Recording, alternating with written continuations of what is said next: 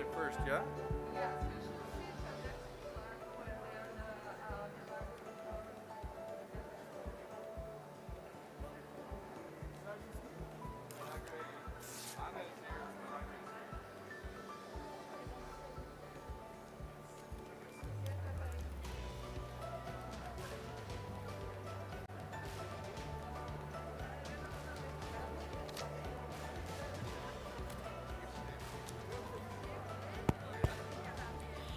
Please take your seats. We're about to start. Thank you. Quando você vier falar.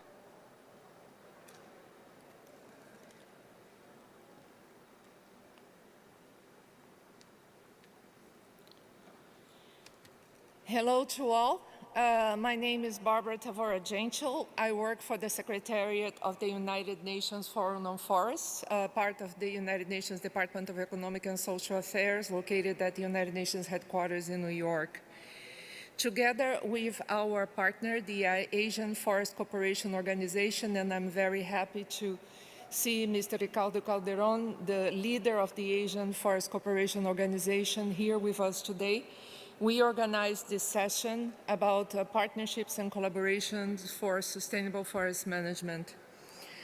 Before we start, I would like to introduce Mrs. Milagre Nuvunga, who will herself introduce our moderator, Mr. Gary Dunning. Milagre is from Mozambique, and she trained as a forester and began her career in her home country's government. She also worked for the United Nations Development Program and for the Secretariat of the Intergovernmental Panel on Forests, which is a predecessor of the United Nations Forum on Forests. And she also worked for the Ford Foundation before her returning to Mozambique to set up Mikaya, a hybrid institution combining a foundation and a social enterprise. Milagre, please, you have the floor. Please come here. Thank you.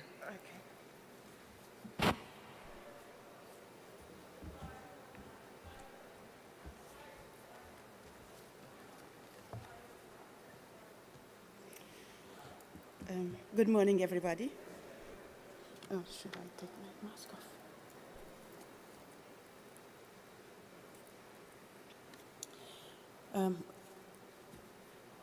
It's my pleasure to be here today, representing the Forest Dialogue this time, not just myself and my institution, but also the Forest Dialogue.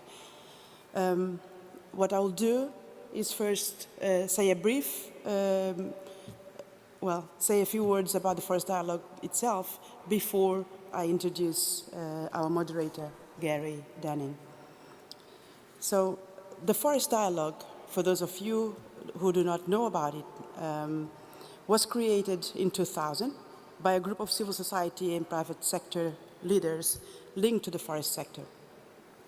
It was created to provide a neutral, multi-stakeholder platform and process focused on developing mutual trust and shared understanding while working towards collaborative solutions to challenges in achieving sustainable forest management and forest conservation around the world. TFD is a platform for multi-stakeholder discussion and collaboration on the most pressing local and global issues facing forests and people. TFD pursues its mission by following a structured, phased approach to each of its initiatives.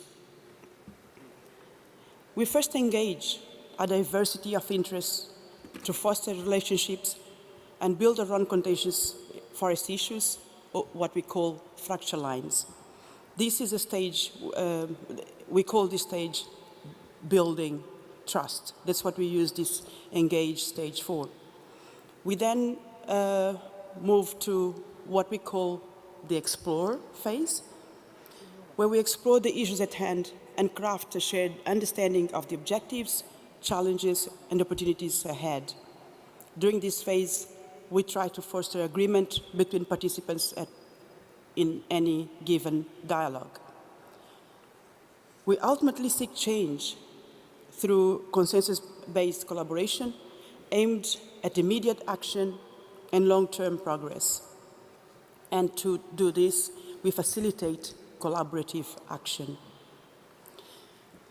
We have a few leaflets around, and then those who want to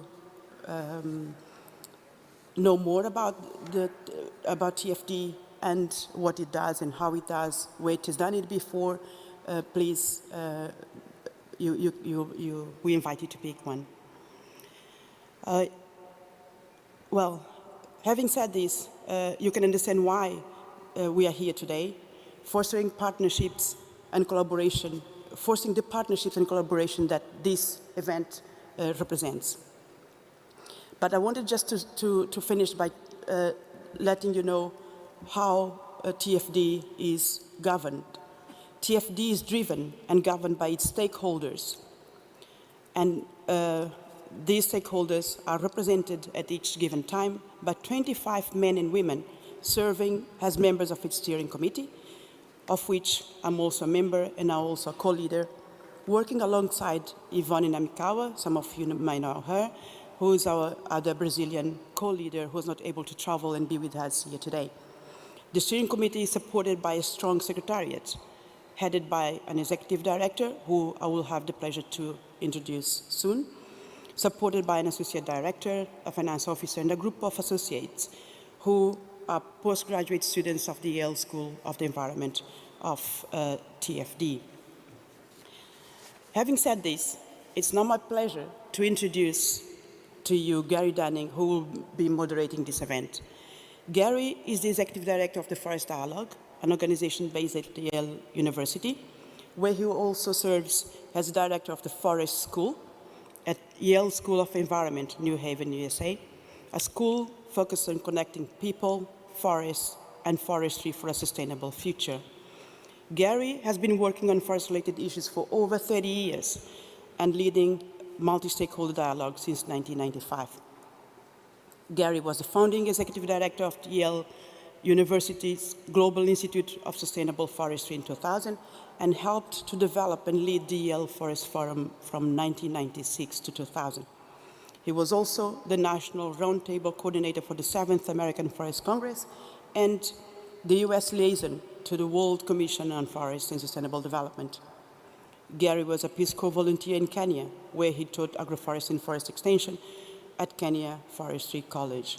Gary holds a Master's of Forestry degree from Yale University School of Forestry and Environmental Studies. Gary, over to you.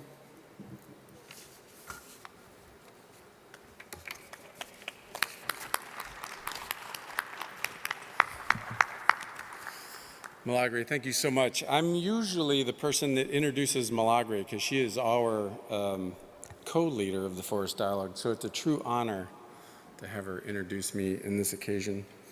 It's a pleasure for me to be able to moderate this session. This is an incredibly important issue when we think about making progress on forest issues. Of course, partnerships are key.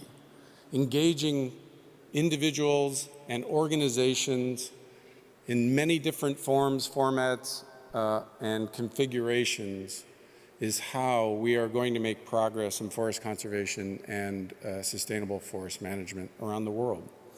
And in fact, beyond the forest sector, making partnerships with organizations that traditionally may fall outside the forest sector is equally and more important now as we try to address challenges with climate change.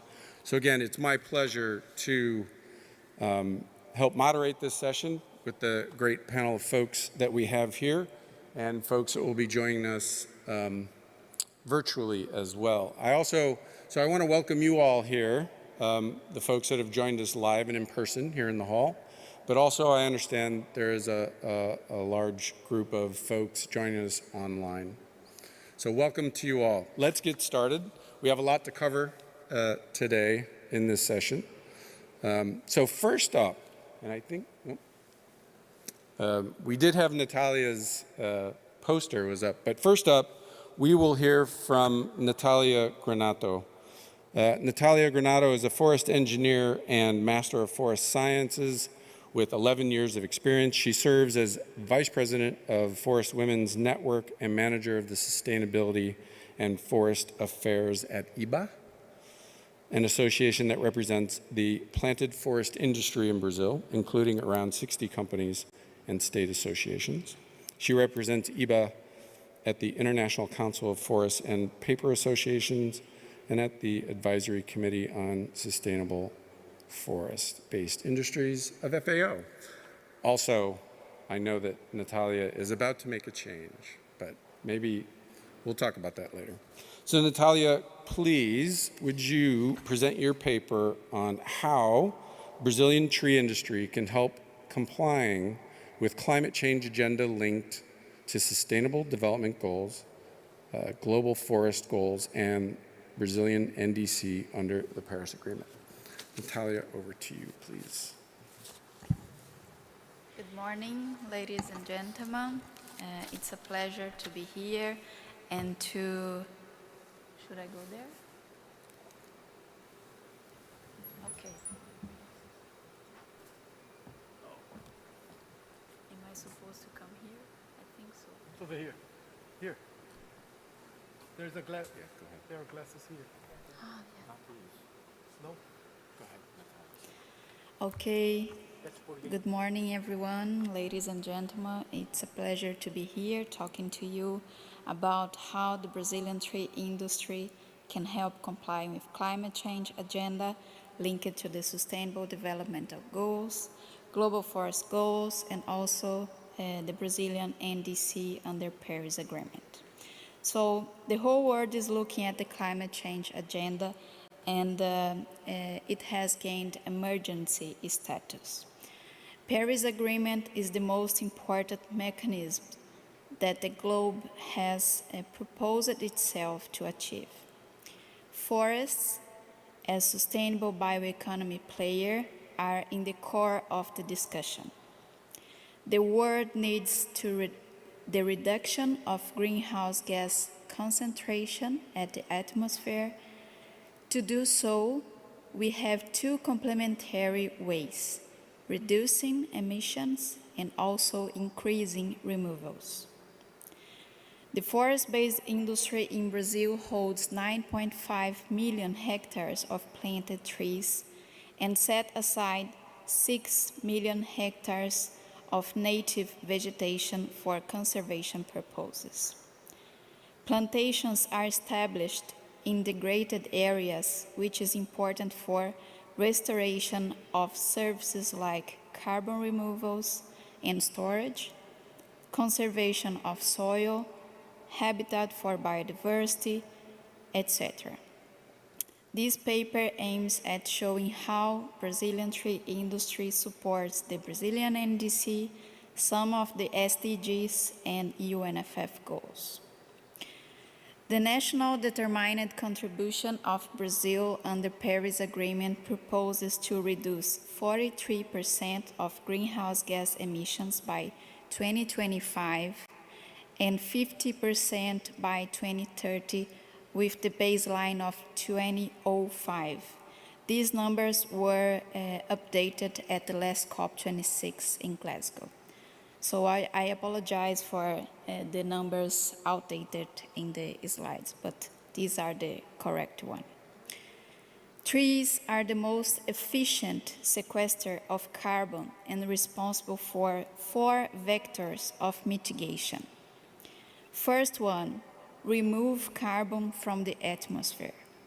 Second, storing this carbon in planted and preserved forests. Third, avoiding emissions during industrial production. And fourth, storing carbon in final products. The 15.5 million of hectares that we have with forests in Brazil, considering for commercial purposes and also for conservation purposes, are storing 4.5 billion tons of CO2.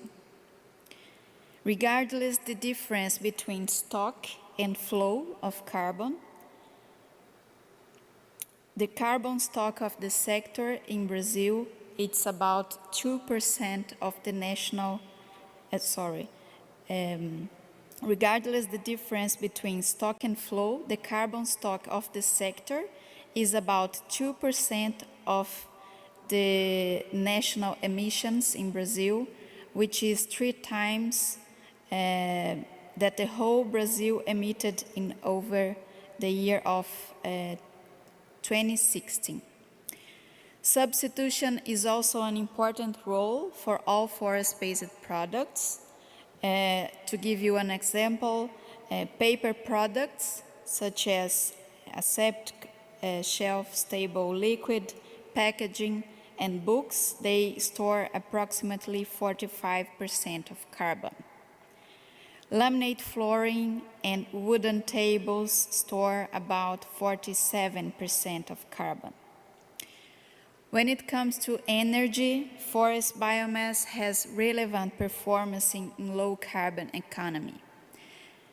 Currently, 89% of energy matrix of the sector in Brazil is renewable, in which 73% comes from black liquor and 16% from forest biomass. It's estimated that for every 1 million ton of pulp produced in Brazil, 4 million gigajoules of electricity are generated. This industry produces 200,000 gigajoules of bioelectricity per day, equivalent to 80% of the energy needed in São Paulo city, the biggest one in Latin America. Brazil is the bigger producer of eucalyptus charcoal worldwide, coming also from forest plantations. Traditionally, charcoal is used for cooking. However, in Brazil, it's used for steel industry instead of coal. So this is the substitution. This is bioeconomy. It is estimated that 1.5 ton of CO2 is avoided for each 1 ton of pig iron produced in Brazil. In 2020, the use of charcoal avoided the emissions of 13 million tons of CO2 equivalent in relation to the global average production. Such contribution has gained attention from an initiative called Sustainable Steelmaking Product from UNDP, which is unique from Brazil and has significant importance in social, environmental, and economic aspects. As a conclusion of this paper, we can say that forest-based industry in Brazil has clear benefits and commitments with the NDC of Brazil under the Paris Agreement, the SDG number 7, affordable and clean energy, the SDG 12, responsible consumption and production, SDG 13, the urgent action to combat climate change and its impacts, and also the UNSPF Global Forest Goal number 1, reverse the loss of forest cover worldwide through sustainable forest management, including protection, restoration, afforestation, reforestation, and increased efforts to prevent forest degradation and contribute to the global effort of addressing climate change. Thank you very much.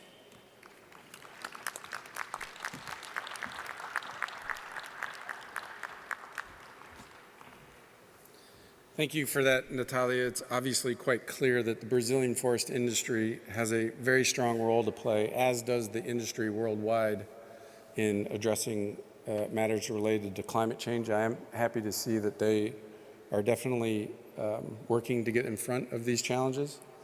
But perhaps a little later we'll talk about, and when Jose Carlos also presents. We'll talk about the partnerships that you need as an industry to be able to do that. At the moment, we'll move on to our paper presentation. I believe it's remote. I hope. To present the paper is Carlos Salinas Montes, and Carlos is the Director of Forest Policy of the Amazon Cooperation Treaty Organization. So if we have Carlos. Pardon? Yeah, I know, I see that. Maybe somebody can let me know if we have Carlos ready to present the paper. If not, we can move on.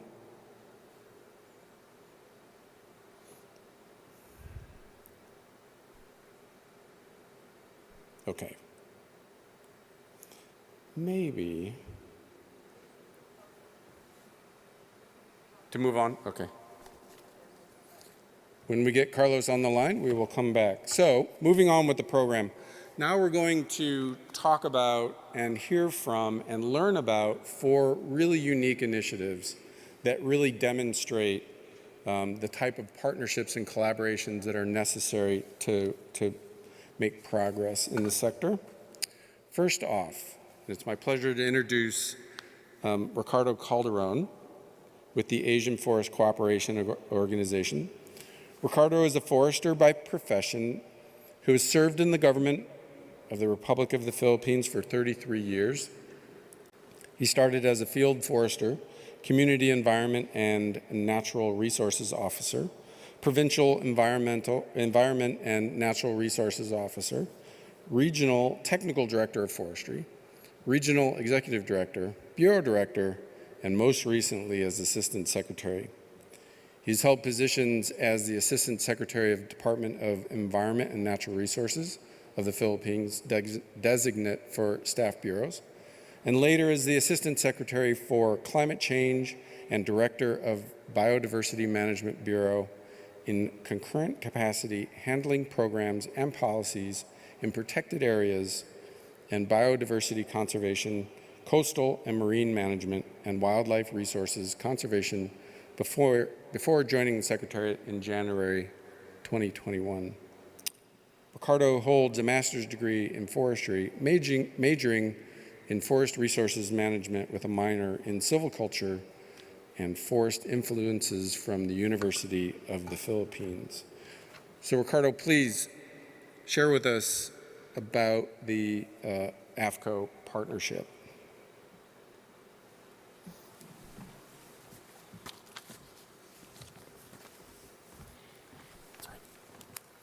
Thank you, Gary. Allow me to present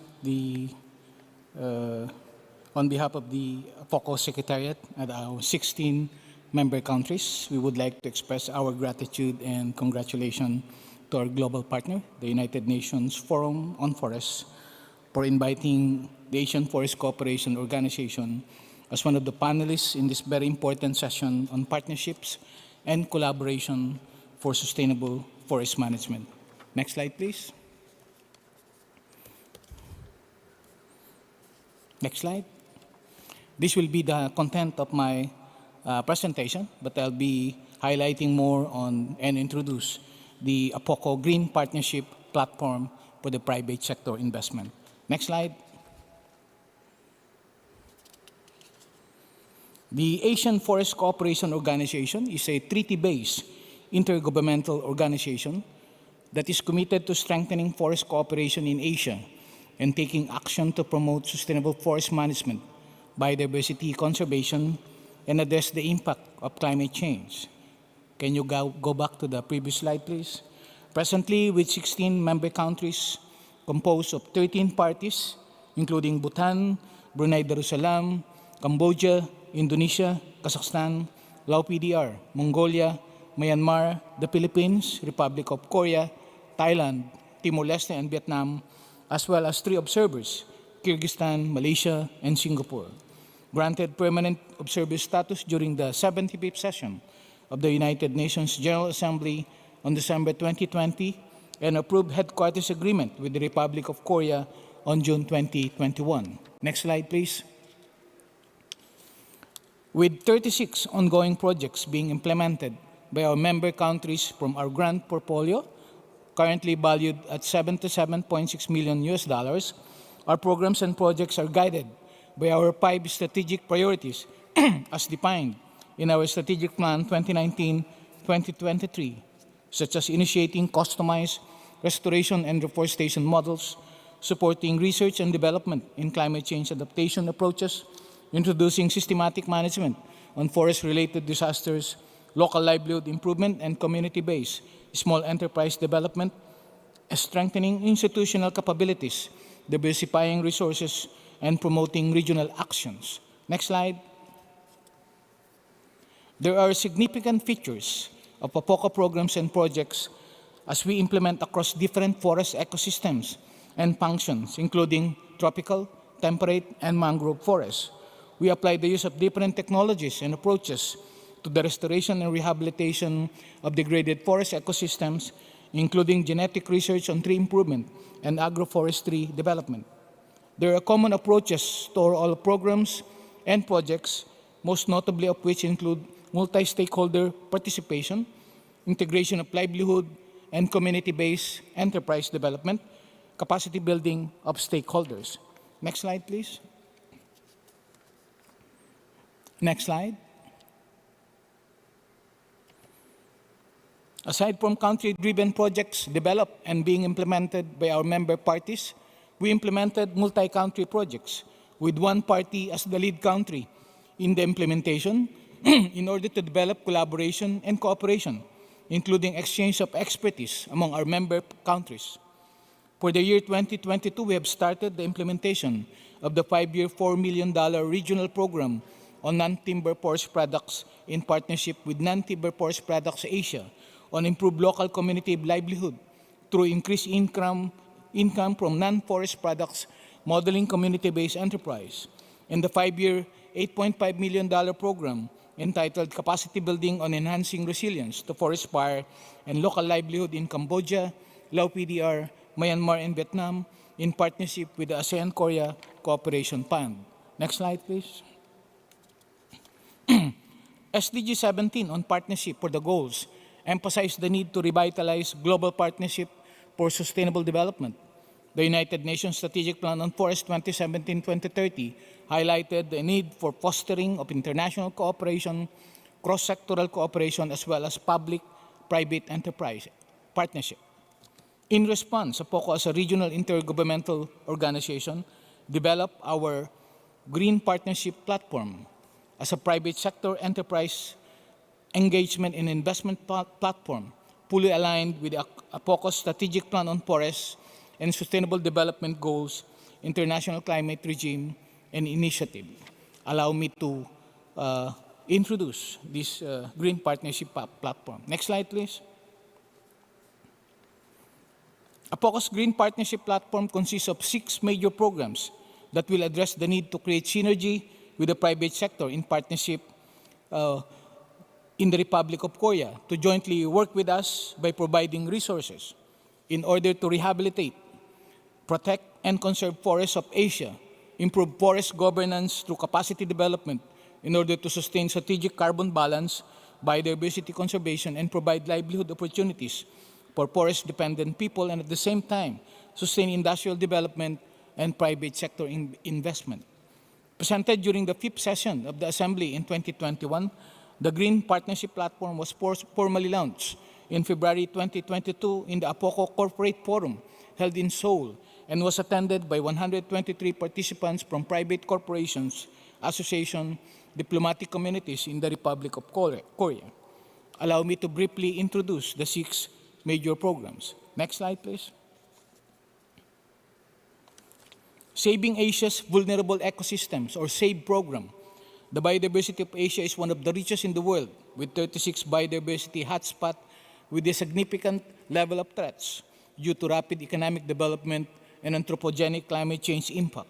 Activities include mapping and valuation, restoration and monitoring, including the development of nature-based solutions. Next slide. Next slide, please. Livelihood improvement through forest-based enterprise program, or LIFE.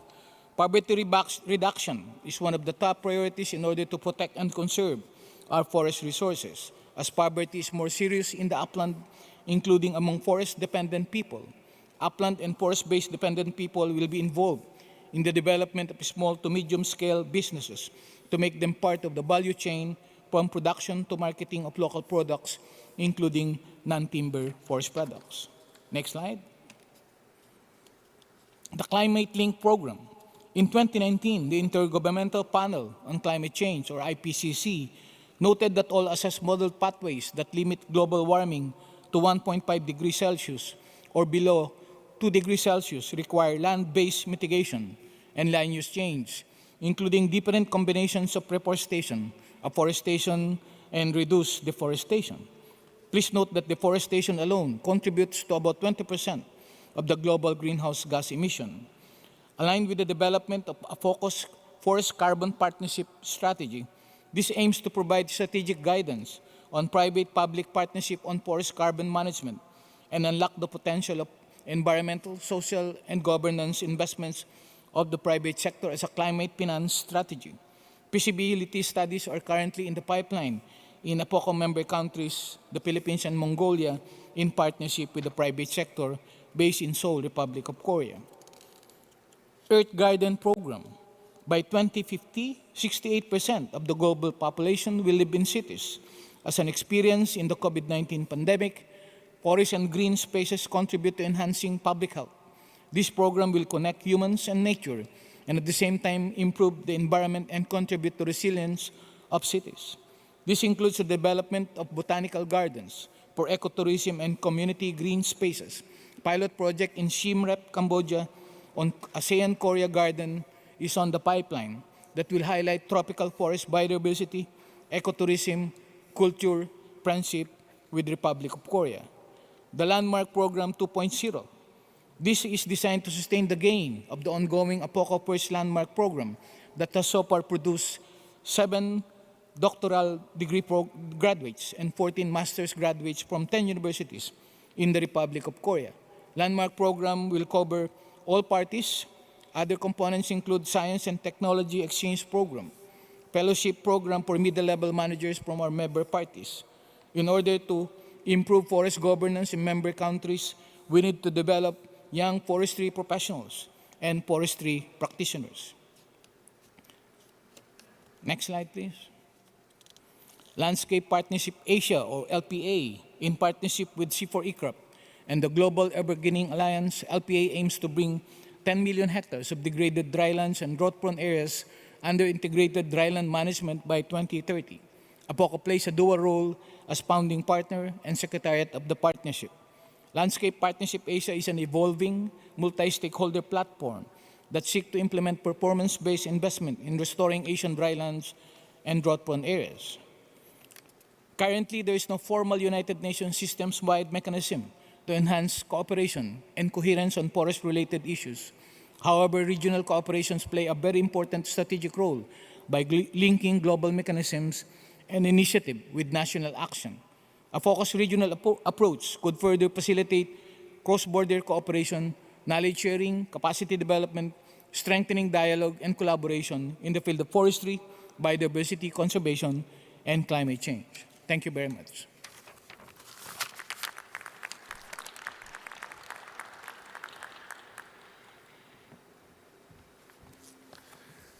Thank you, Ricardo. It's really interesting to hear about the development of AFCO.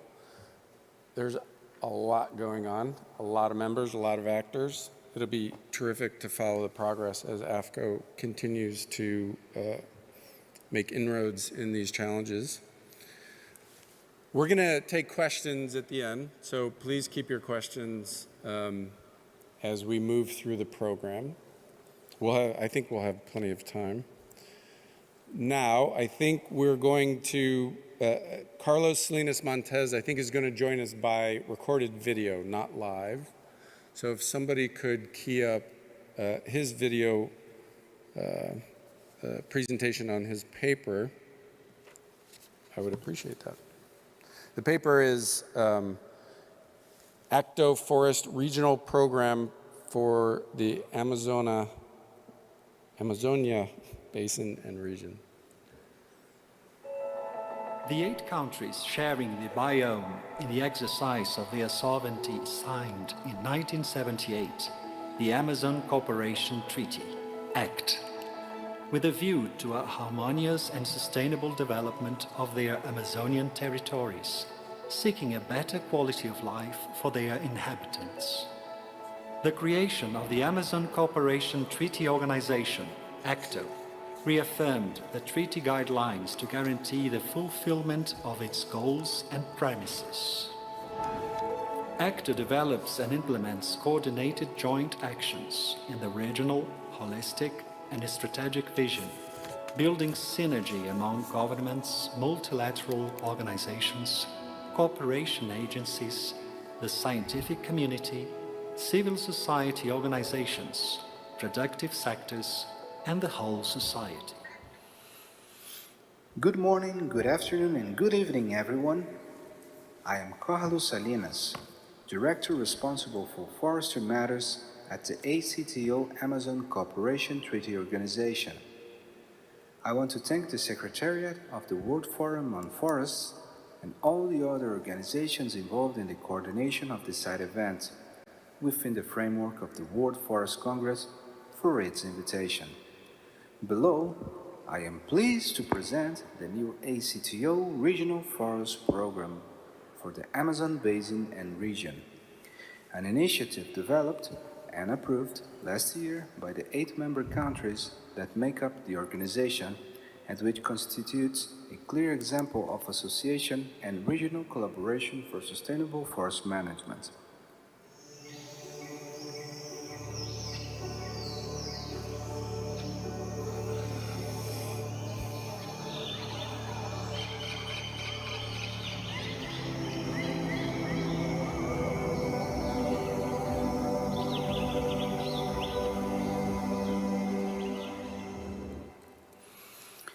One-fifth of the world's forest area is located in the territory comprised of the 8 countries that make up ACTO, of which approximately 70%, close to 544 million hectares, is found in the Amazon region.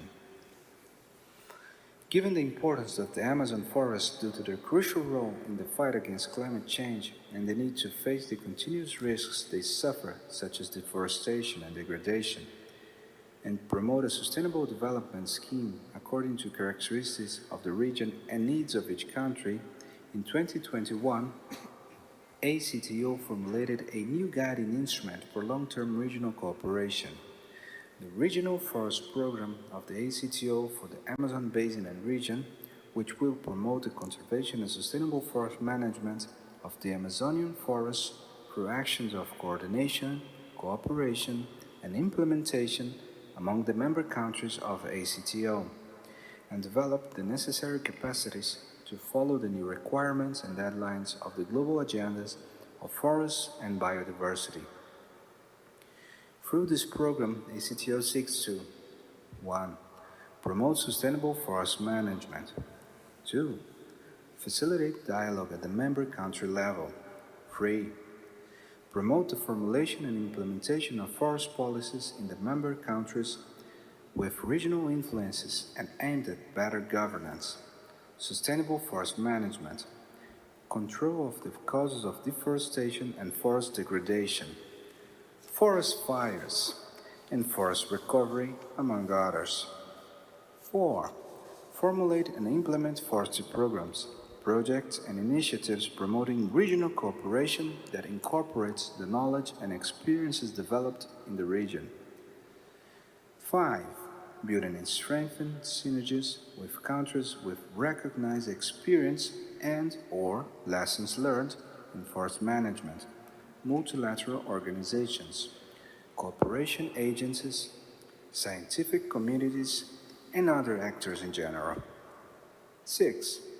Support the development of a regional forest information system based on data provided by the member country themselves within the framework of the initiatives that ACTO has been developing so as not to duplicate the efforts. 7. Take advantage of ACTO knowledge, management, and information exchange platforms.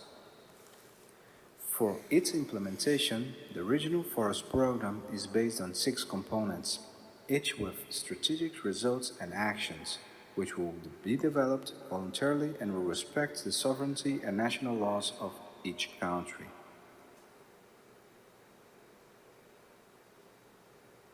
Okay, thank you for that.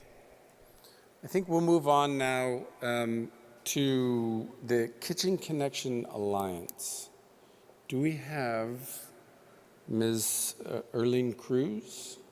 She's going to present remotely. Yes.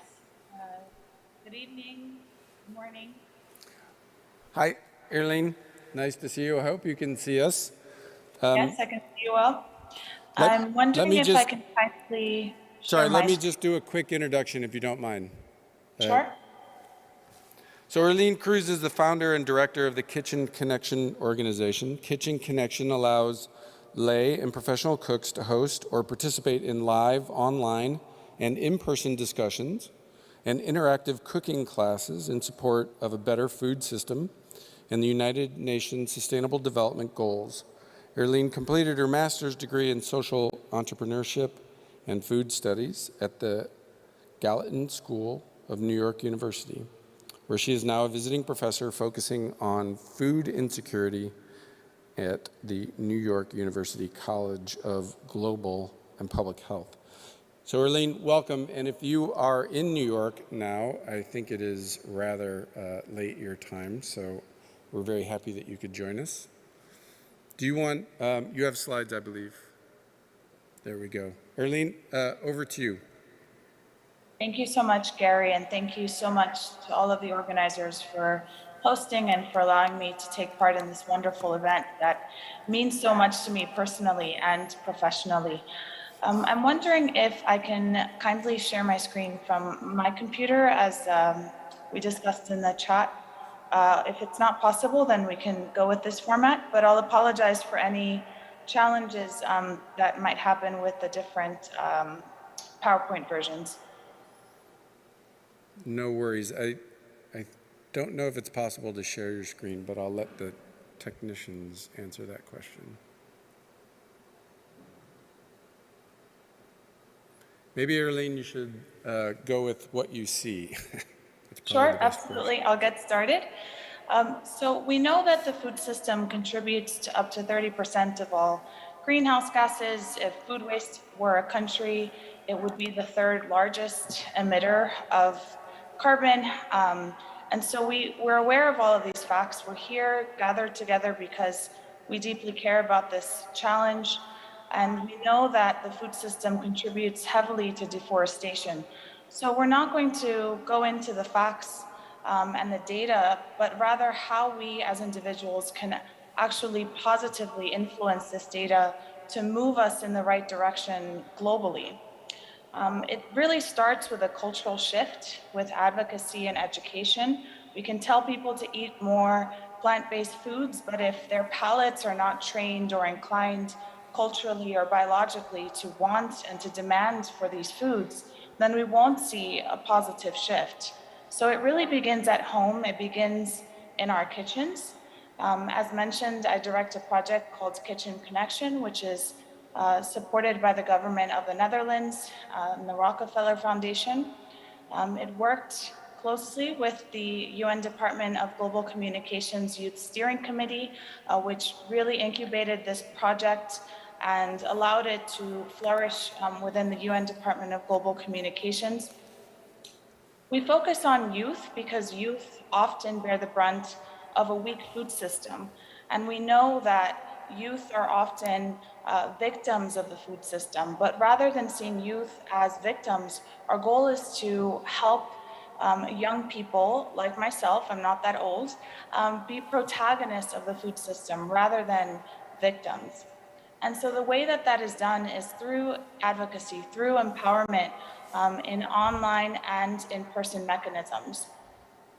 If we can I Oh, think, it I looks think you like I might can be able share to, my. yep. Why don't you go ahead and try to share your screen?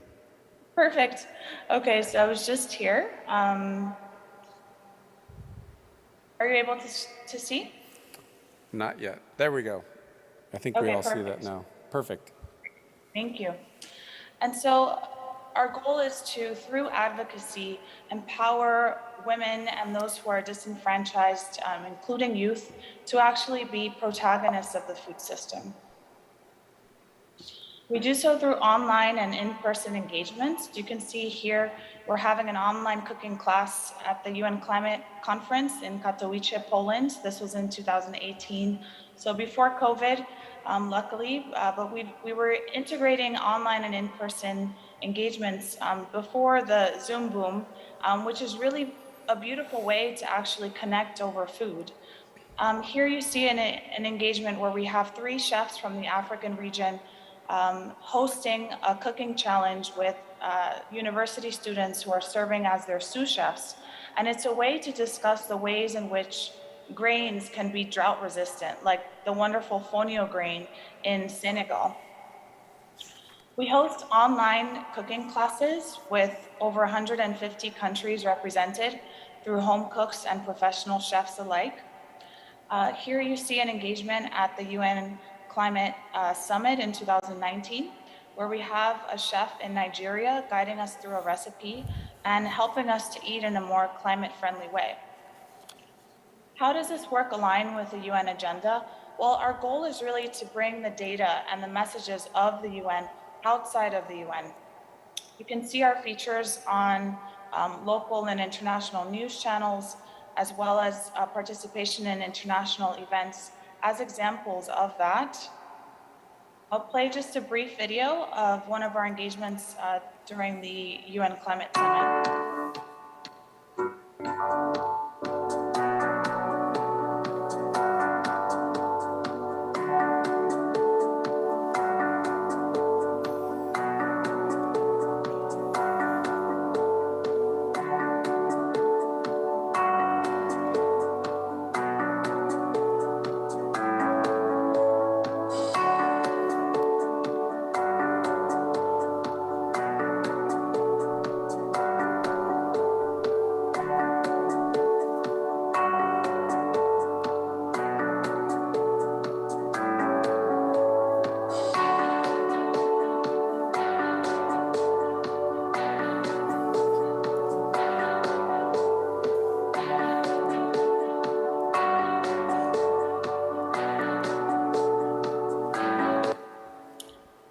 This was with EFAD in 2019, and similarly with the Food and Agriculture Organization of the UN, we had another engagement with a similar participatory element.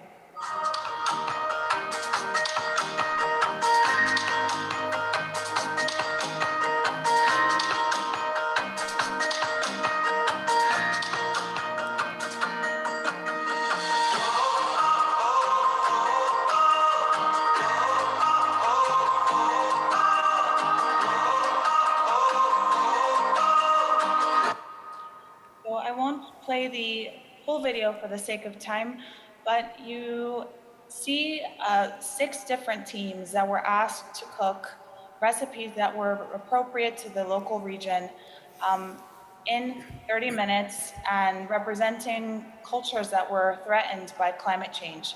Because what we see is that it's not only food systems that are threatened, it's cultures and nations and regions that are threatened through the loss of these food products.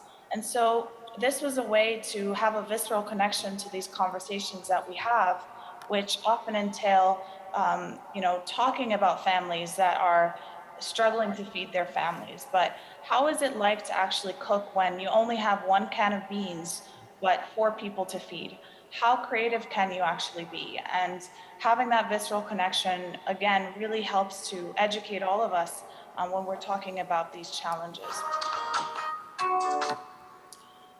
We were featured on the UN News for International Women's Day, really looking at the way that women often bear the brunt of a weak food system, similar to youth.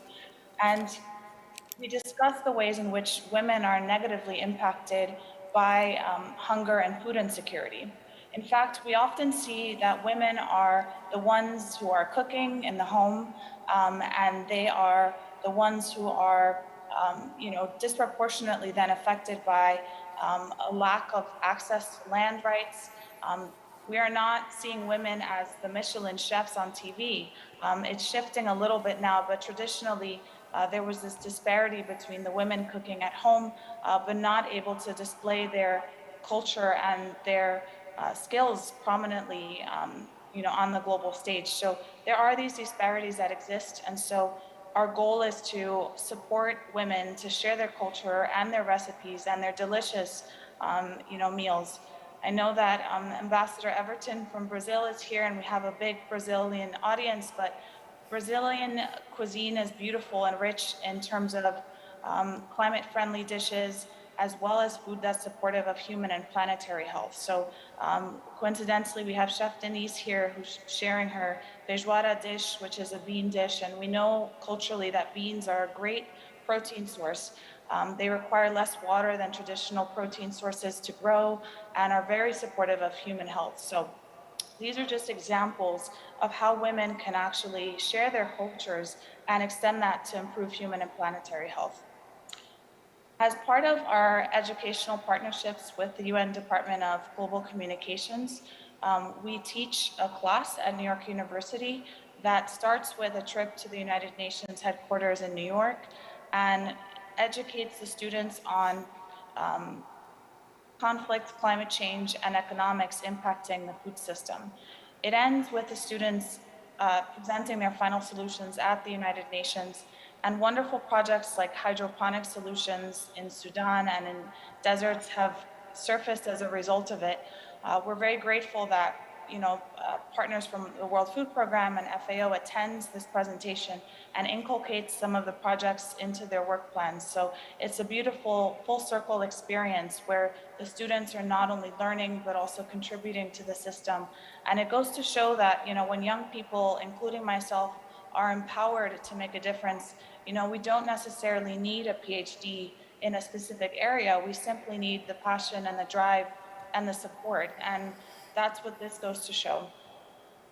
Here we have students learning how to make acai and learning about the nutritious properties as well as the planetary health properties, but also learning about the culture and how it is actually something that is impacting the farmers locally as a result of an increase in demand.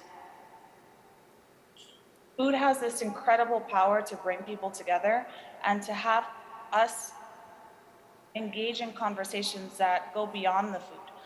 We brought Israel and Palestine together in a beautiful gastro-diplomatic effort where a chef from Israel and Palestine cooked two versions of the same shakshuka as a way to indeed talk about the conflict. Our conversations are not to shy away from difficult conversations, but to rather enhance them and to use food as a way to delve into these deeper conversations. Here we have students in Brazil learning how to make a dish with a chef in Singapore and Nigeria. And here are students at the French Embassy in New York learning how to make a dish in Algeria with a chef who was guiding us through a recipe virtually and helping us to understand Francophone culture at large. Our goal is to learn more about how to actually educate others in terms of how to eat better for themselves and the planet. And so it is a bottom-up approach to education.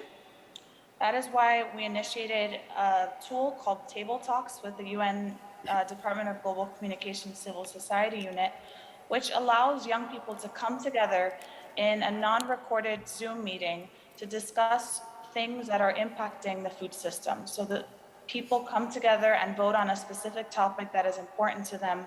And it is not recorded purposefully so that people can come and speak as they are.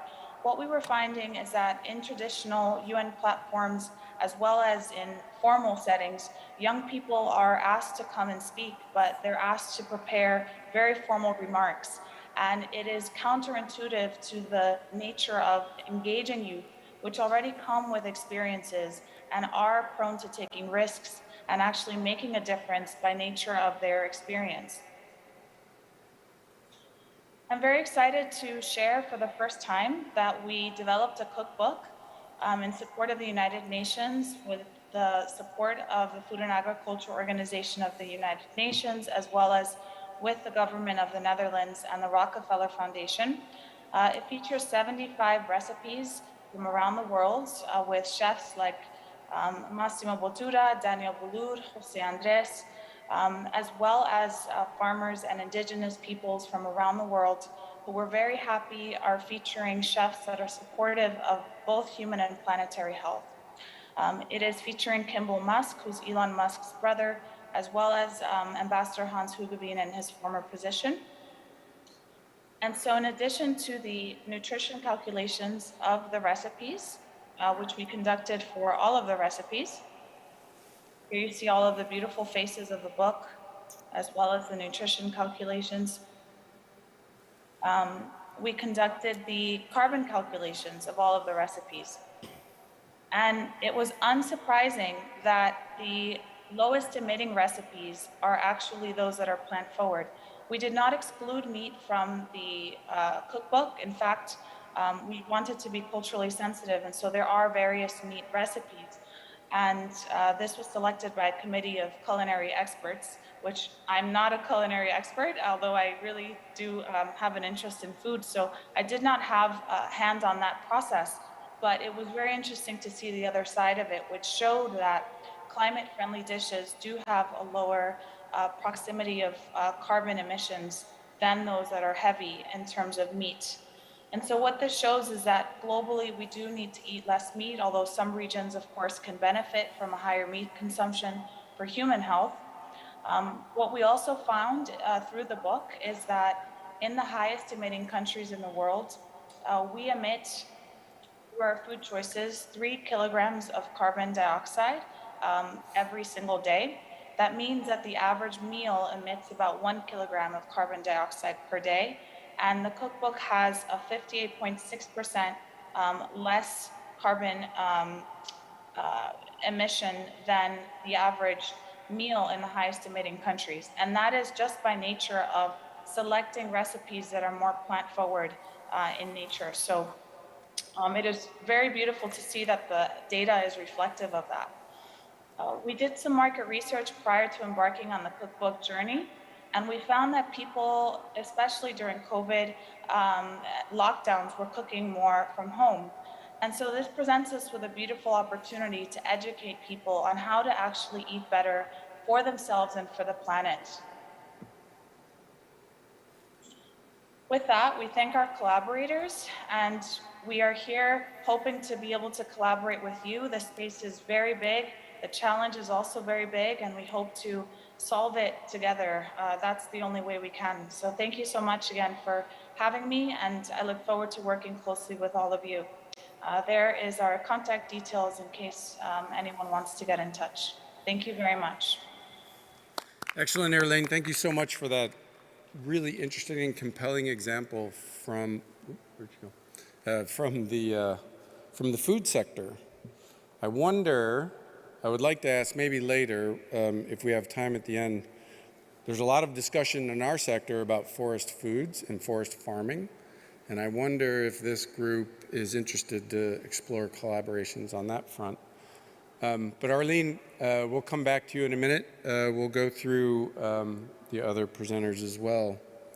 One thing though I just want to reflect on, obviously you're using Zoom to engage a lot. I think most of us will agree that perhaps if there is an upside to the pandemic we have all experienced and are experiencing, it's the development of this engagement tool that perhaps was rather early on or rudimentary, or at least one that we didn't all access as much as we do now. But I know from my organization, and I know most of the organizations sitting here, we're able to do a lot more remote engagement than we would have ever imagined before. So actually, this kind of engagement is incredibly important for building partnerships and accessing communities and folks that wouldn't otherwise be able to engage. And it sounds like your outreach to students or to youth and to women has been really helped by that tool. So anyway, that's great. Okay, we're going to move on now to the Brazilian Coalition on Climate, Forests, and Agriculture. I'm going to introduce both our speakers. One of them will join us remotely, and the other is here in person with us. Remotely is Everton Vieira Vargas. He's currently the international advisor of the government, Ambassador Everton Vieira Vargas is the international advisor of the government of the state of Pará since 2019. He joined the Brazilian Foreign Service in 1977. He graduated at Instituto Rio Branco, the Brazilian Diplomatic Academy in 1977. He holds a degree in law from the University of the Federal District in 1977. He has a Master's of Arts degree in International Relations from Boston University, 1984, and his PhD in Sociology from University of Brasilia in 2001. As a diplomat, he held several positions in the Ministry of Foreign Affairs and the Brazilian embassies abroad. He was Brazilian ambassador to Germany from 2009 to 2013, Argentina 2013 to 16, and the EU from 2016 to 2018. I also want to introduce our other speaker from the Brazilian Coalition, that's Ambassador Jose Carlos de Fonseca Jr. Ambassador Fonseca is the executive director of IBA, the Brazilian tree industry. He's been in the Brazilian Forest Service for almost 4 decades before joining IBA 3 years ago. Throughout his career, he's held many postings abroad and within Brazil. A former ambassador to Myanmar, he was also the deputy head of mission in New Delhi in India. I have to note, with pride, he is also a member of the steering committee of the Forest Dialogue. Since 2021, Ambassador Fonseca has become the co-facilitator of the Coalition Brazil Climate, Forest, Agriculture, representing the private sector within this multi-stakeholder platform comprised of over 300 members from the private sector, NGOs, and the academic world. I think we're going to begin with Ambassador Vieira Vargas, if he is with us. Hello, Ambassador. Welcome. Hello, Mr. Dunning. Thank you very much for having me here. It's a pleasure and an honor to join you all, and a good afternoon to all of you in Seoul.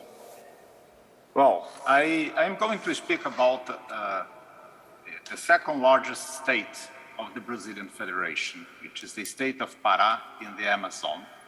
It's a state of 1.2 million square kilometers, and it corresponds to 25% of the area of the Amazon as it is legally defined here in Brazil.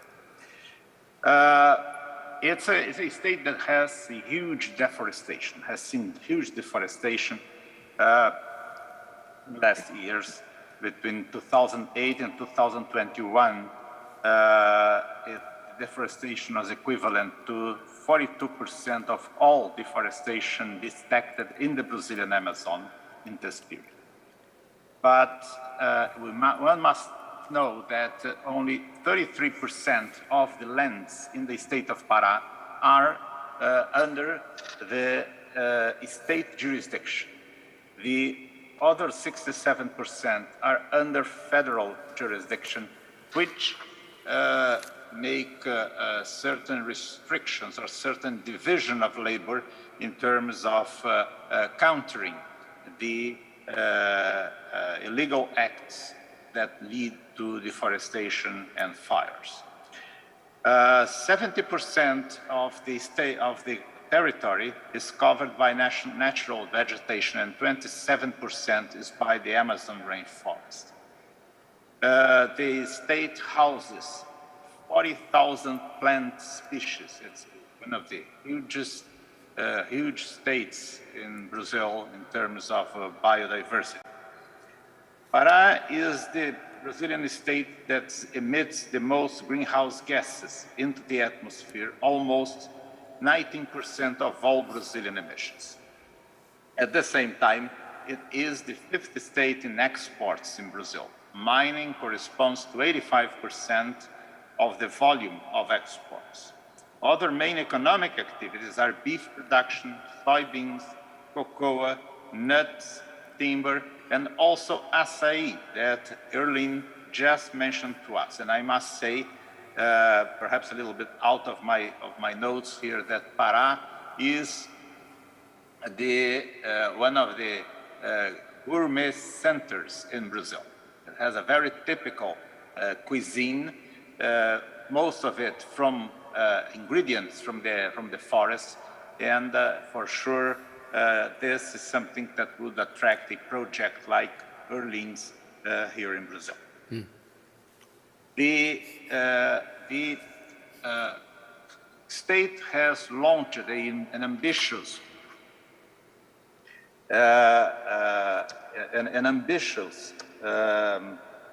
program called Amazon Now State Plan, created in 2020, and it's a platform to develop actions and programs to support innovative solutions to face climate, environmental, and socioeconomic challenges that are not small in the state.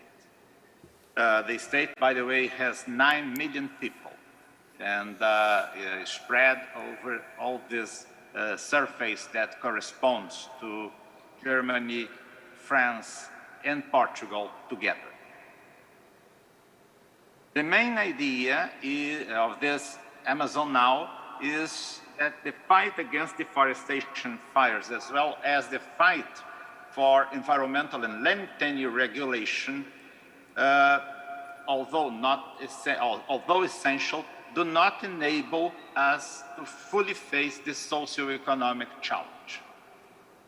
Nor would these actions be sufficient to spur transition towards a carbon-neutral economy in an inclusive, fair, and sustainable way.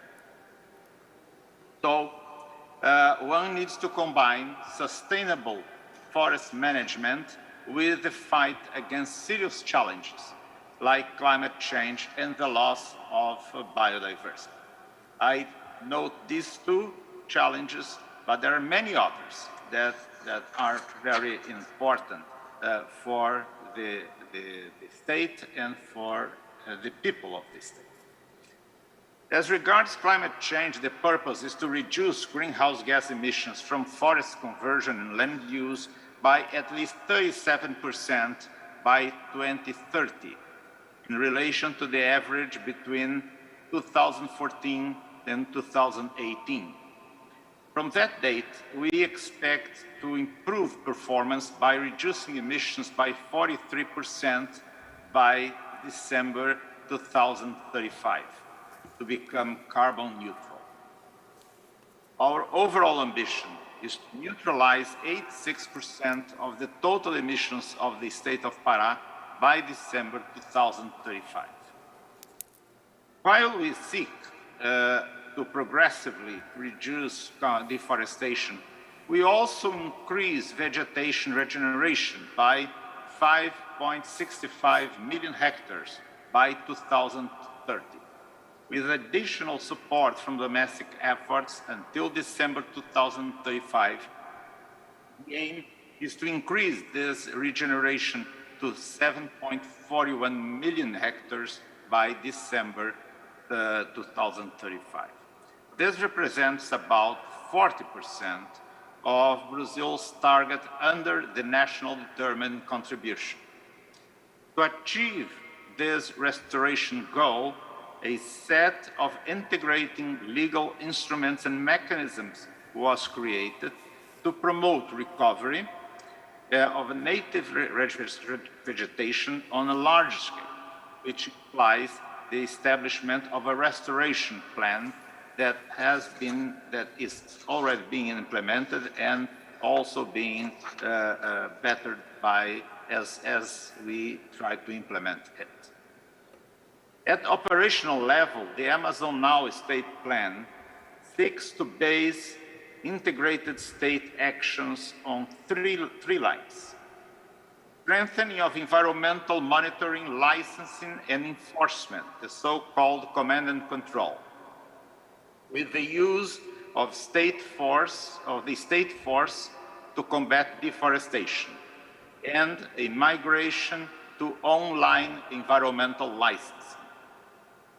Second, land and land property and environmental planning through the regularized PARA program, focused on stimulating environmental regulation and on actions to legalize land tenure for farmers enrolled in the program.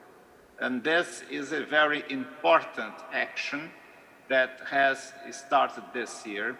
And I must say that I am very proud of this program because a month ago, we had a major event in the hinterland of Pará when 1,000 titles were delivered on a single day to small farmers in the backyards of Pará. And finally, low carbon socio-economic development through the Sustainable Territories and Bioeconomy Down-to-Earth programs. To become a sustainable and long-term public policy, the Amazon Now State Plan has an important funding component, the Eastern Amazon Fund, created by the government, but that is a private mechanism with public governance. Fumbio, a renowned environmental fund manager here in Brazil, is its implementing agency. In 6 months, the FAO, from its initials in Portuguese, Fundo da Amazônia Oriental, has already raised 11 million reais, something like $2 million. The goal is to reach 300 million reais in 4 years. That corresponds in today's currency rates, $60 million. The main sources of the resources are private bonds, asset investment, and voluntary contributions to give scale to projects. To build a robust climate and environmental policy, the state of Pará has been striving to structure its REDD+ jurisdictional system to meet the requirements needed to attract resources from payments for results, as well as from the voluntary carbon market. In 2021, the state's interest was submitted to the LEAF coalition based on the actions of the Amazon Now Plan and its scalability. Ambassador, Ambassador, sorry to interrupt, but we really need to move on. We're running a bit late on time, so if I can ask you to maybe 1 more minute, if possible. I apologize. Okay, no, I'm finishing. Okay. Oh, the other area that we are working is regarding bioeconomy, and that involves research, that involves genetic heritage and production chains and sustainable business. And a guarantee fund has also been established for small bioeconomy producers of around $8 million. Well, the model of integrated and multi-pronged action, the government of the state of Pará has formally made the commitment to become carbon neutral jurisdiction by 2036. And we endorsed this intention by signing out the commitment to race to zero. Deforestation and the loss of biodiversity are complex problems, and it is impossible to solve them through isolated or sporadic actions without due attention to the prevailing economic rationale under or dissociated from the challenge of eradicating hunger and poverty, elements that are still very present in the life of the Amazon people. Thank you. Thank you, Ambassador Vieira. Sorry we had to move along there. Maybe quickly, Ambassador Fonseca, if you have anything you'd like to add related to the coalition. And sorry, just before you begin, to the folks still with us in the hall, we're going to go a few minutes over. We had a late start, of course. We don't have too much time, but we're going to move through the program as quickly as we can. So your patience, but of course we understand if you need to move on. Anyway, Ambassador Fonseca, please. Thank you, Gary. It's very nice to see my friend, my dear friend, Ambassador Everton, running late shift after midnight in Brazil and doing it brilliantly as always. I thank UNSPF, my dear friend and colleague Barbara, also for this opportunity of being here today, wearing my hat as co-facilitator of the Brazil Coalition on Climate, Forest and Agriculture. IBA, as we have seen through Natalia's presentation, is the Brazilian tree industry, and we have become very used to understanding that there is only so much that we can do by ourselves, even considering the size, the dimension of our sector, as we have seen the numbers presented by Natalia. But to carry on our mission, our purposes, we do need to resort to wider coalitions and partnerships.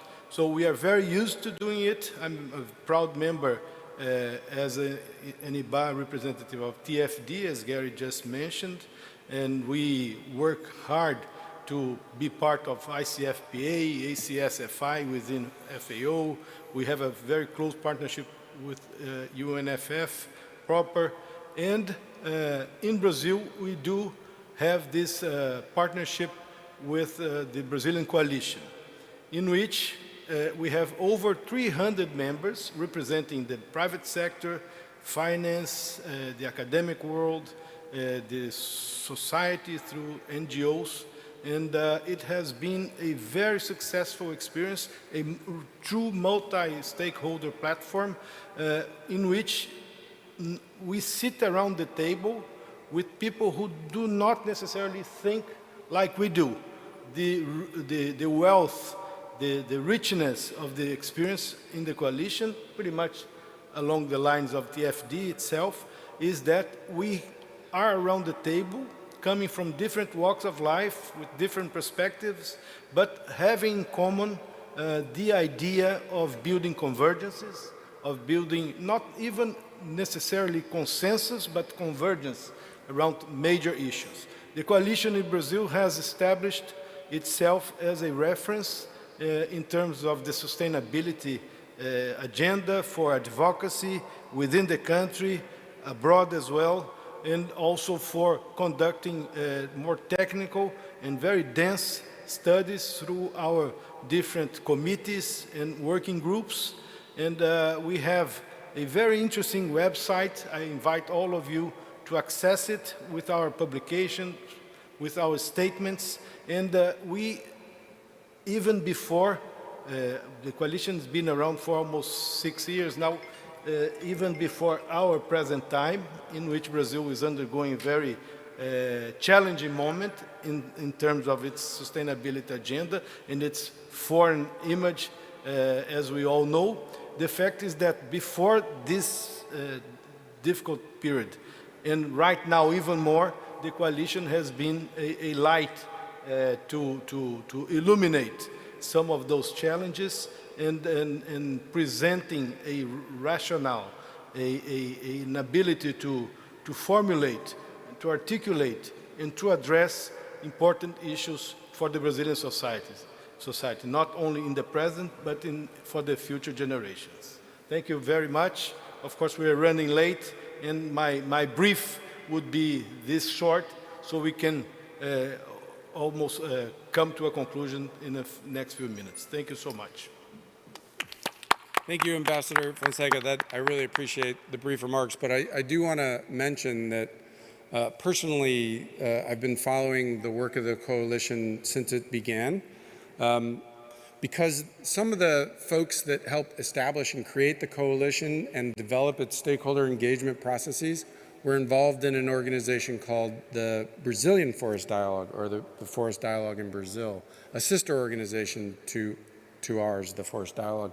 So there's a strong connection there, and I really value the hard work that they're doing and the fact that it expanded beyond forest to agriculture and bigger questions. So thank you for that.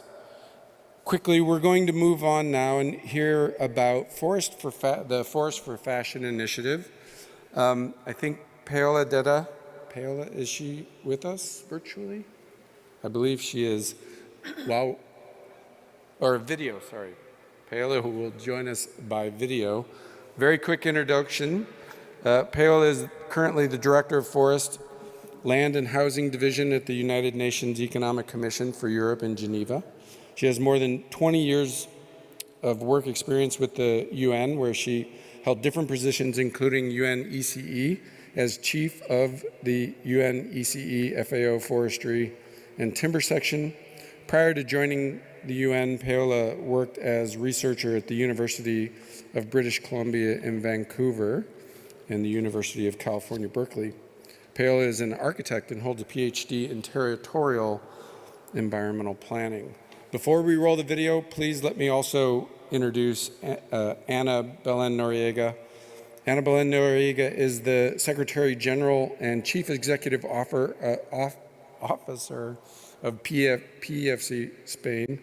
She has vast experience in international forest policy, working as an international forest policy advisor to the Ministry of Environment of Spain since 1999, and is also a member of several advisory and expert groups for the EC, UNECE Forest Communicators Network, UNSPF, Forest Europe, Green Jobs, National Forest Certification South America, and on. Actually, there's several there. Just to also conclude Anna's introduction, as a forestry engineer and MBA in project management, she began her professional career leading her own environmental consulting firm in the establishment and monitoring of health control and conservation networks in protected natural areas and national parks.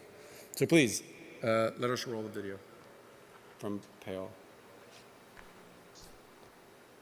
Good morning, and thank you for inviting us to present during this session on partnership and collaboration for sustainable forest management. Let me introduce you to our work on Forests for Fashion. That's the name we gave to the initiative.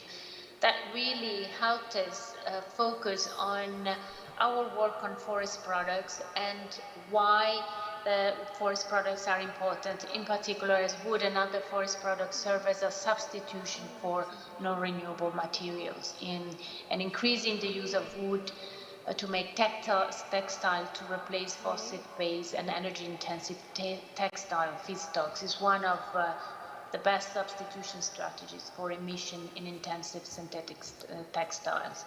So really our work was mainly about helping countries to reach global climate goals by moving towards a sustainable and circular bioeconomy. And we have been trying to work with stakeholders outside of the forestry sector to raise awareness about the impact of forest. So as I said, a focus on textile through the Forest for Fashion initiative. Three goals really show, raise awareness about the environmental and social impacts associated with textile fiber production, but also promote sustainable forest management through the use of certified wood pulp for textile fibers, and showcase the work of talented eco-designers that have placed sustainability at the core of their design. Let's not forget that when it comes to circularity, the design aspect is actually essential. This was actually launched in 2014 and is still ongoing today, and we'll see later with what initiatives in particular. We are talking about partnerships, so of course it's important for me to mention them. Our main partner in this has been the Program for Endorsement of Forest Certification, PEFC, who has undertaken several activities with us, but also, as you can see, other from the private sector, from the UN system, as well as from designers and other organizations and foundations. So it's really been a kind of diverse but I would say quite effective partnership. Next slide is about a snapshot on past activities. We mentioned Michel Yeo, the UNDP Goodwill Ambassador. You've seen some exhibit. One was actually in New York, then we had one also in Geneva and one in Nairobi, really to also showcase what it is meant when we talk about forest fibers. Very important, if you want to Google, Made in Forest is a promotional video that explains how forest fibers and the sustainable ones are made and how they can be used. Recently, we also launched in October 2021 another initiative that's called Forest for Fashion Sports Challenge. This is because we realize that a lot of the oil-based materials are used in forest garments, and we do understand that some is for performance reasons, but for many of the sports clothing, there is no need actually to use oil-based materials. So we wanted to reach out beyond the fashion community, really to include the sports community and promote circularity and sustainability in sports clothing as well. Another recent initiative is also a podcast that I invite you to listen to. Is called One World, Zero Waste, the Circular Economy Explained, with one podcast specifically focused on forest products, also mentioning forest fibers. There's Lotta Lira, the CEO of forestry cooperative Sodra, talks about the role of forest fibers in advancing sustainability in the textile industry. Last but not least, let us tell you a bit of our outreach effort. This partnership was mainly created to be able to reach out also to the larger public to really share information on the sustainability of forest fibers and their availability. And you see some numbers there on social media, but also people engaged through exhibits and also companies and organizations we are trying to engage in our work, as well as, of course, those that really reach us through our events, but also our videos, and hopefully now also the podcast that was just recently launched. When we talk also about engagement and collaboration, let me talk about a partnership that is larger than our partnership, but this is really a partnership that was actually created by UNECE with its work on Forest for Fashion, and then it was enlarged to include all other UN offices that are dealing in one way or another with fashion-related issues. So this is a very important outreach effort also within the UN family. You see them all listed on this slide, and it's called the UN Alliance for Sustainable Fashion. Very recently also we organized several events with them, including the Forest for Sustainable Lifestyle and a Circular Economy on fashion and packaging. So that's an important alliance to promote sustainable fibers also within UN and also beyond its boundaries. So hopefully our work from a small Forest for Fashion initiative that grew larger over the years, we can also reach out to much larger audiences through the UN Alliance for Sustainable Fashion. I stop here. I thank you very much, and thank you again for this invitation, and looking forward to perhaps meeting and working with some of you on this very topic. Thank you.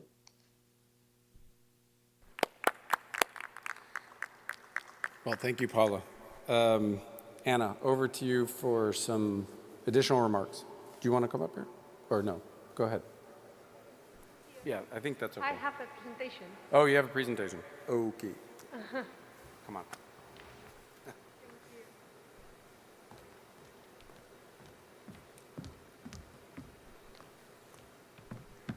Yes. Well, thank you very much. Thank you, UNFF. Thank you, FAO. Thank you, UNECE, Paola, for inviting us to this session. We have been partnering with UNECE from a long time ago, dealing with forests and afterwards dealing with fashion. And could it run my presentation, please? Oh, thank you. So next slide, please. I will speak about forests, and then I will speak about fashion. Next, please. What does forest mean? Next slide.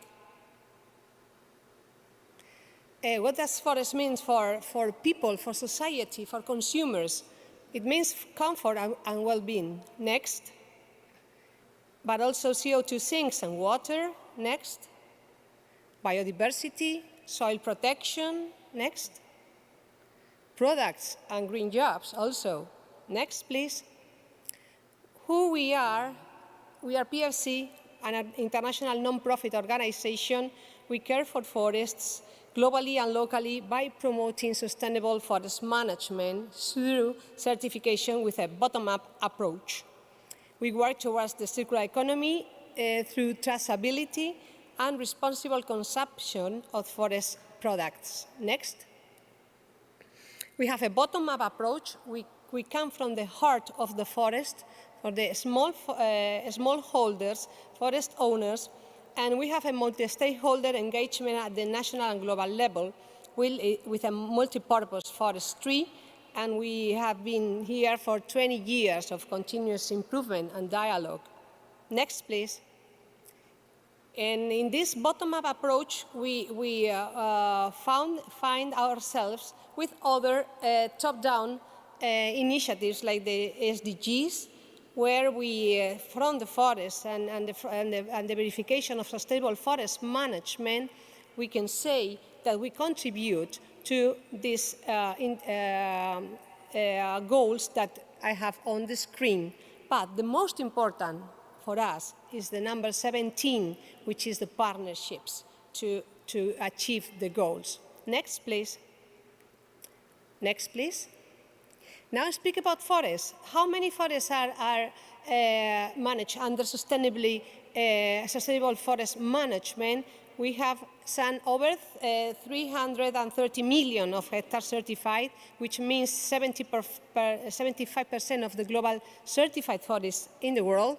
And behind these figures, we have 1 million of forest owners working sustainably in their forests. We have 55 countries with schemes, so you can have certified forests in 55 countries around the world, more than 22,000 of PRC certified companies in 78 countries. Next, please. So what is it for? What do we want this kind of certification? To meet the climate targets, to support the UN Sustainable Development Goals, to respond to consumers' demand and reduce the risk of reputational damage of the companies. They need to provide their raw materials and the products coming from sustainably obtained sources.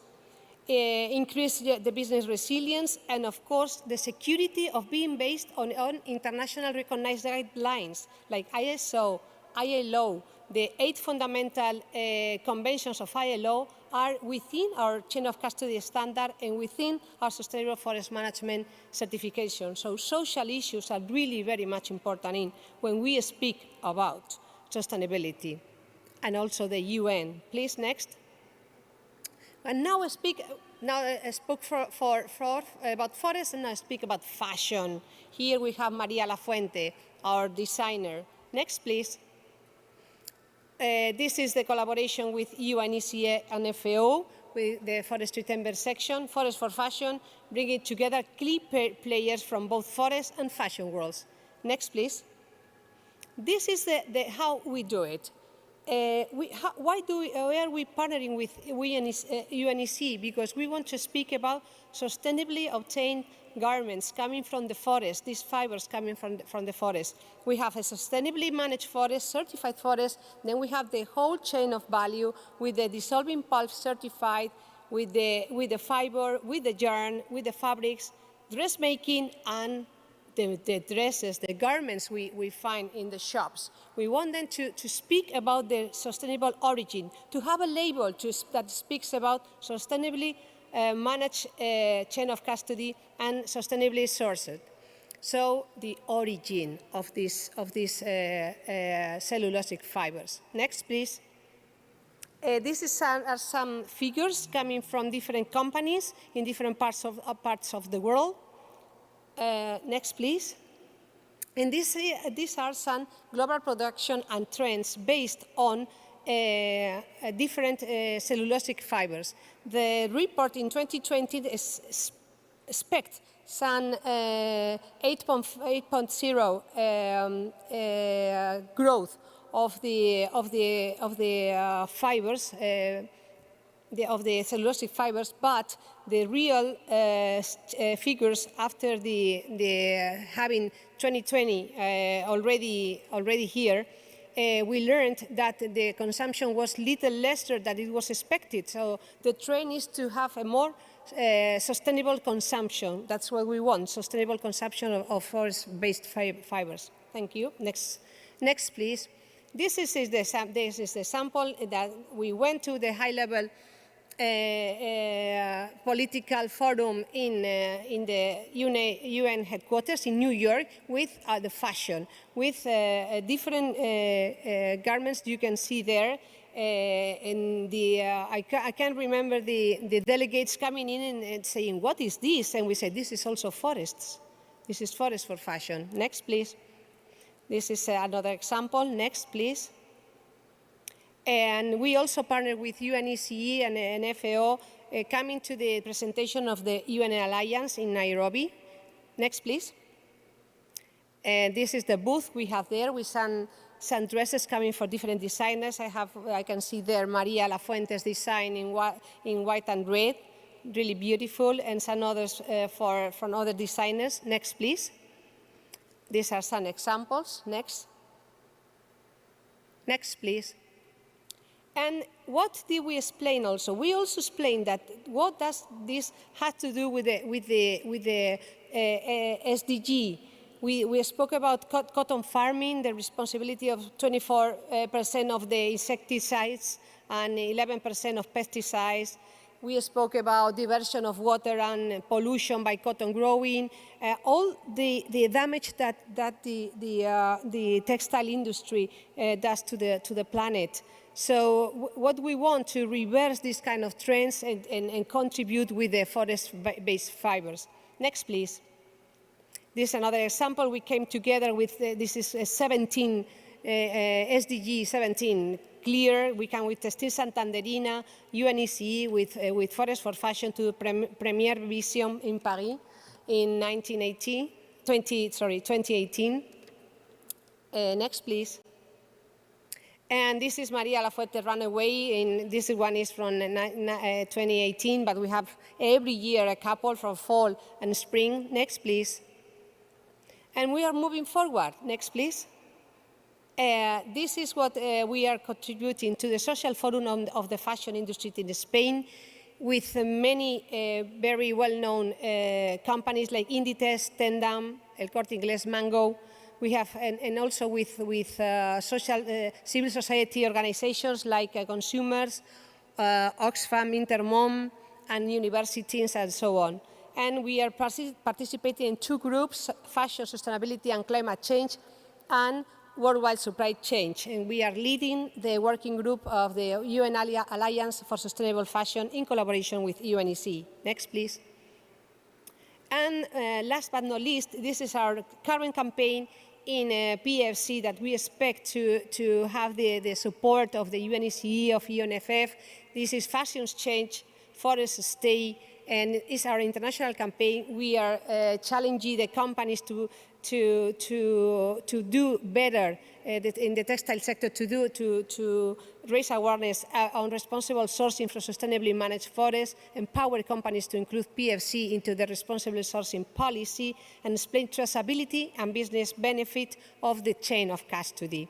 Who are our target audiences? Fashion brands and retailers and supply chain companies, yard, textile, the whole chain of value of the textile company. And so this is the joint work we are undertaking with the United Nations bodies, with UNECE and FAO and some other partners. Thank you very much for having this opportunity of explaining, and we wait for you. Any information, I am at your disposal. Thank you very much.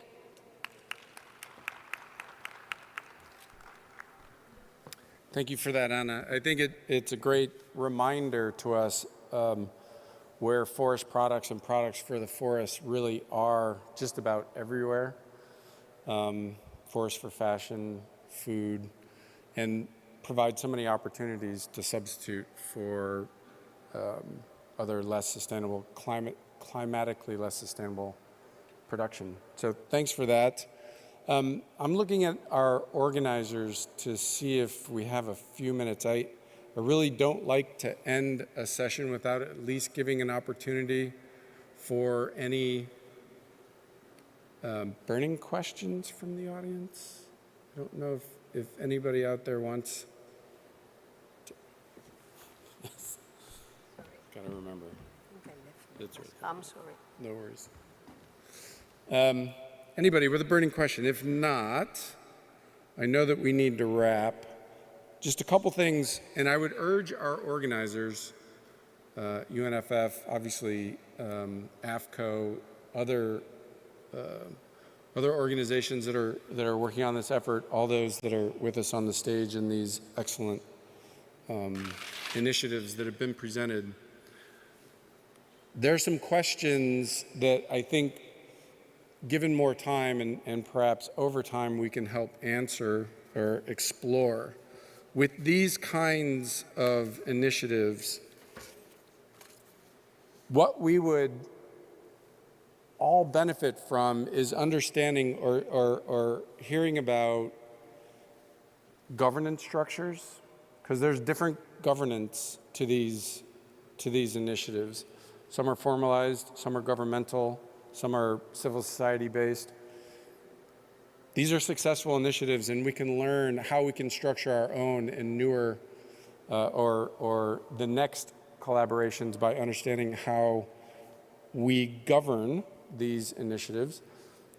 One of the areas that I know is challenging for some initiatives like this is funding, sustainability of funding, length of funding, what organizations help support these initiatives. That can give us great insight how we might be able to develop these more longer lasting initiatives in the future. There's other questions like that I think it would be helpful if UNFF in their efforts and AFCO as they continue to highlight these kinds of opportunities. Finally, I just want to also note that how do we engage with who we don't know or haven't engaged with before? What are the techniques that these initiatives and efforts use to identify stakeholders? How do we bring them into these processes and help them overcome some of the challenges they may have in engaging? Those are also areas where I think we can learn and share ideas as we look to strengthen our own efforts and build on them. And I just want to ask Barbara very quickly, can we ask the panel to respond to some of that, or do we just leave with some ideas and questions? What would you prefer? Sorry. 1 minute, of course. Sorry?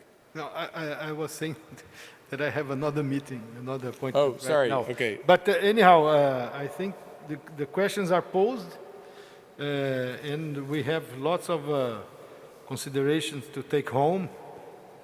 Some of the issues raised here were clearly pointed to this need for all of us to keep engaging in this very wide-ranging dialogue.